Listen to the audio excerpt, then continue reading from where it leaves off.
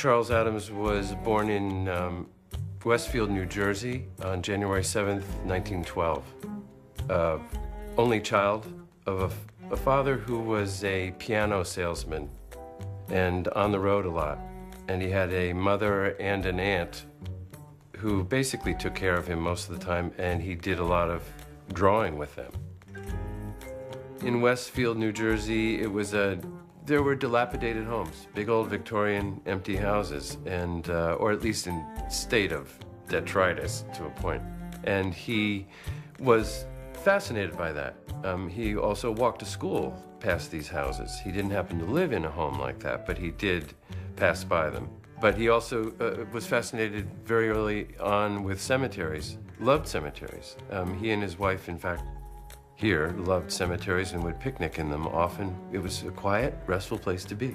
But as a child, he was interested more in what were those people all about underneath the ground, and would stand and think about it and look at their headstones too. I think that was part of the interest and the intrigue, is what was written on headstones. He has a lot of drawings of cemeteries, and the headstones are always revealing.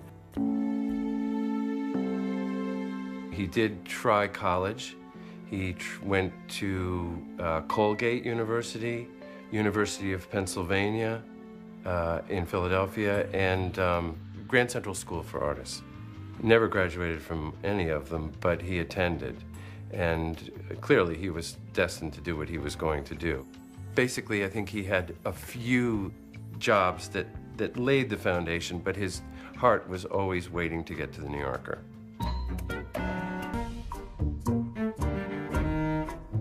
The Addams family characters were never drawn as a family. They just started out as different characters that he drew.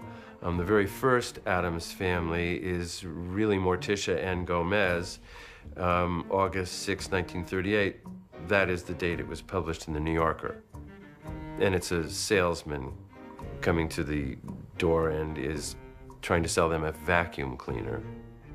What's interesting about it is that this is the beginning of seeing what did become the Addams family. A few drawings do eventually pull them together, that there is a father and a mother and two children, and some other characters, other aunts and uncles and grandmama. But they didn't form right away. His drawings would lead one to believe that there was someone who should be incarcerated or drew from incarceration, possibly in a madhouse. He was accused of that in the press in the early years. He was perceived as being a madman, a crazy man, probably a mad scientist creating in that kind of vein, and shut in behind black doors and black draperies. I think some of his information did leak out, that he loved weaponry.